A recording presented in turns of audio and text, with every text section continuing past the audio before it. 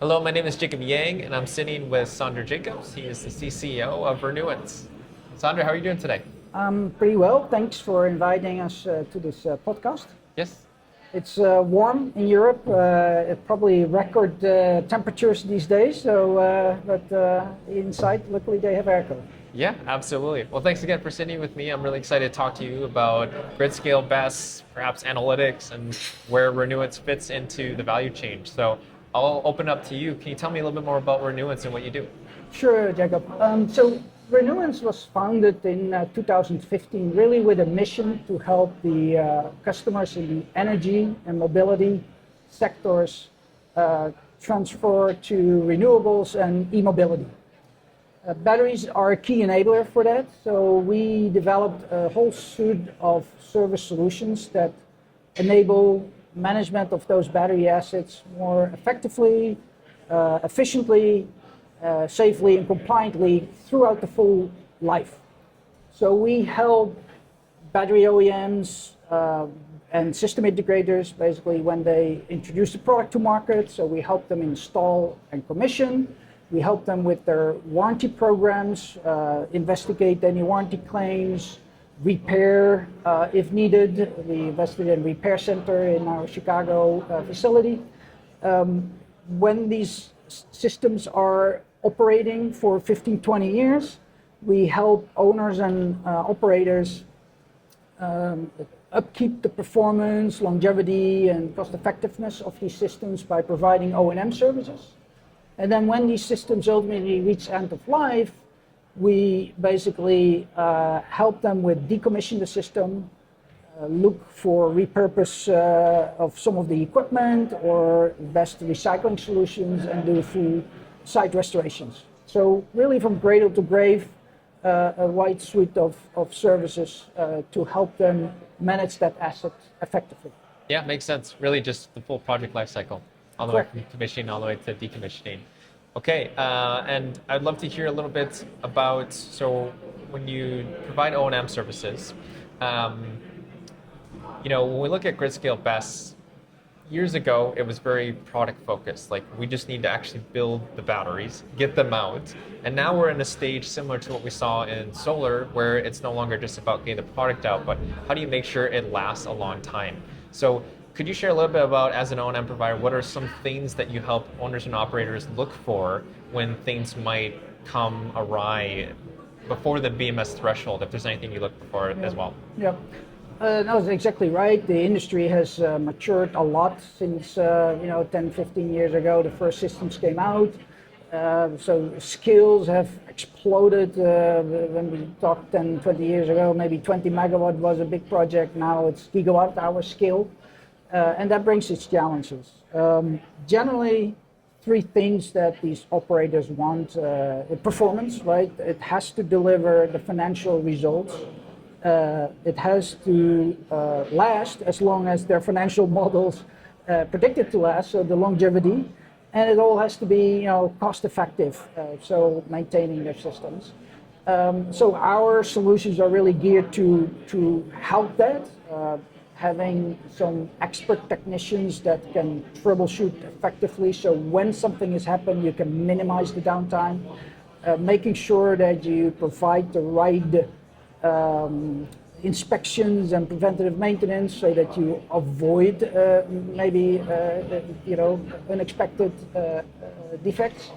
And do that in a cost-effective manner. The more you can do at the same visit, so the broader your skill set is. For instance, you can do both batteries, you can do the PCS, you can do the transformer.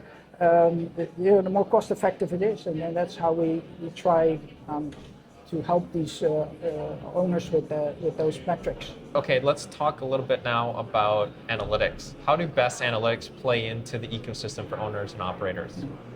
Yeah, let me answer that question from a perspective of a service provider. So as a service provider, what would we look at capabilities of a platform like that, right? And it's no different than the three key things that as a service provider we try to help the owner with: performance, longevity, and cost effectiveness, right? So if the platform can identify trends and timely alert of a pending incident, and we can intervene that during a scheduled maintenance activity. We just save ourselves an emergency visit, and there's cost. We probably save ourselves a potential downtime, so the performance is better. So in that regard, early identification of emerging issues is a key element in how battery analytics can help optimize maintenance services and operations and maintenance. Obviously, the whole phenomena of stranded energy in battery energy storage systems. Yes, you can monitor batteries individually, you can look at the sky, you can look at the EMS, and you can kind of see that racks get out of balance, but getting it automatically reported and get the impact quantified will help address the issue sooner. So again, you can then plan in an already existing outage or existing preventative maintenance schedule, implement rebalancing and get that energy back. So that's really what we have experienced as well from the experiment. That's really unique on these platforms, along with the trending and early alerts. Yeah, absolutely. And for anyone listening, just to clarify, when we're talking about imbalances, it's that early identification when things go undetected that aren't being alerted by the BMS before it gets to a massive threshold shutdown. And so what we're saying here is that the impact quantification is if you don't address it, that can be lost energy over time that these owner and operators they're not always aware of is a thing. And so it's really important that you have a system that backs that up, that you identify that early, and then a trustworthy service provider to go and address those situations in real time. Yeah, correct. Absolutely. Yeah, it's all about timeliness, seeing it early, correcting when it doesn't impact your revenue generation, and with that, the overall system performance goes up. And you safeguard longevity as well, because if you operate in imbalanced systems, you wear out some components more than other components, and that jeopardizes the longevity of the whole system.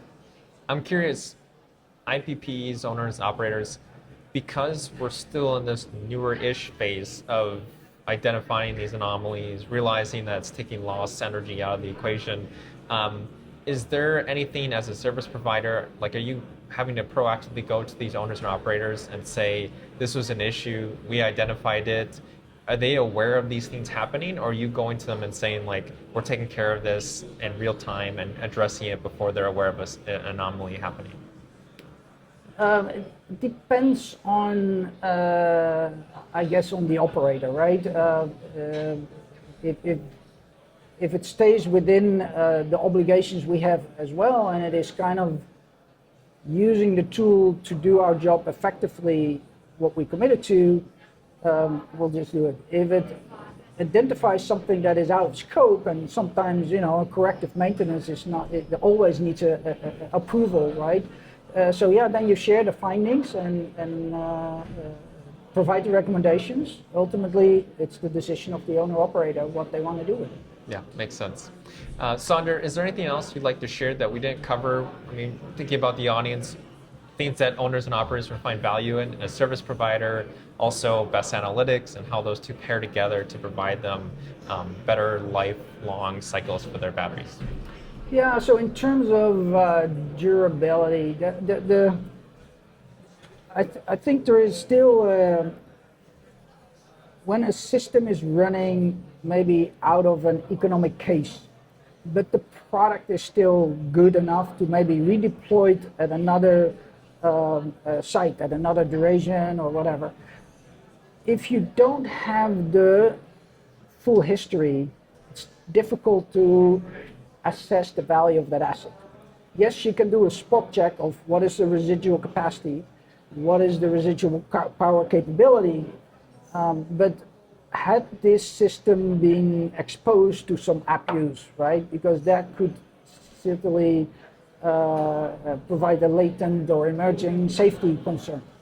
So if systems have been running using a platform that logs all of that, all the full history, you probably have a better story in your used market as well.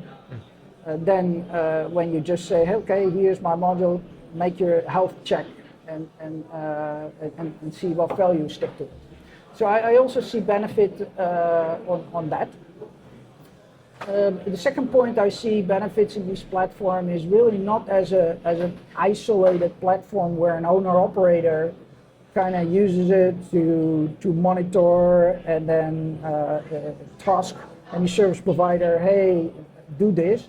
But if it's really integrated with a service provider platform, now you have the benefit of items are identified, and there's immediately an automatic workflow to respond to whatever is found. And there is a record of service history, service status, health history, health status in an asset management platform. So now you don't only have the fancy dashboarding and the alerting, but you have the actions automatically through a ticket system, and you have the full history of what I've actually done. I think a big value of combining an asset management platform that a service provider runs with smart battery analytics platform. Thank you again, Sander Jacobs, CCO of Renewance, sitting with me. My name is Jacob Yang, and thank you so much. Jacob, thank you.